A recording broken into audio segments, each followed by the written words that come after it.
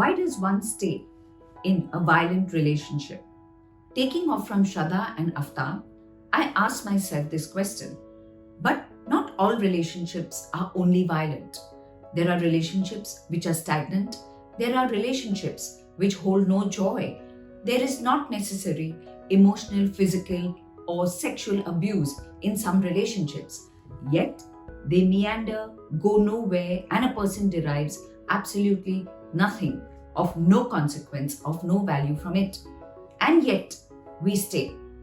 We stay in relationships for many reasons, some of which seem to be we do not want to accept that our own judgments about picking our partners was a bit off. That means we do not want to admit that we made an error in assessing.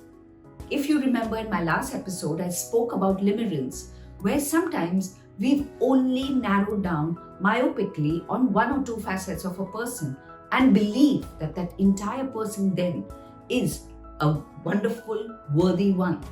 As time goes by, we realize facets of that person which completely do not match what we had envisioned about him or her.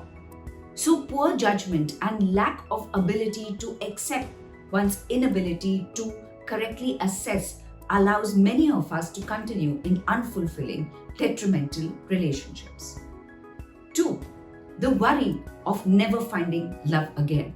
Many a time we believe that we are going to be left alone and forlorn, not having anyone who wants or desires us.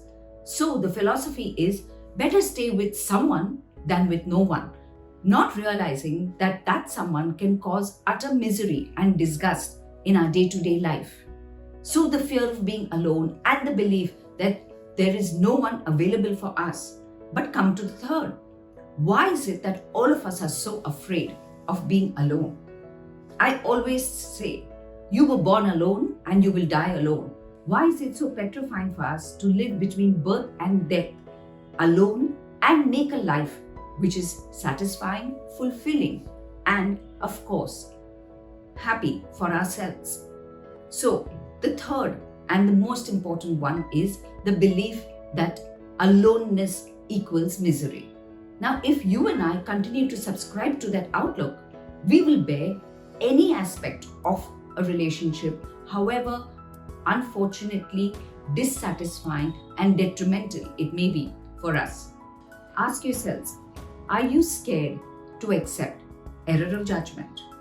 Then go further and ask, are you afraid that today you'd rather have someone than no one? But more importantly, ask yourself, why are you afraid of your own company? Think about these things and do write to me at varkha@varkhachulani.com. Till next week, it's goodbye and thank you.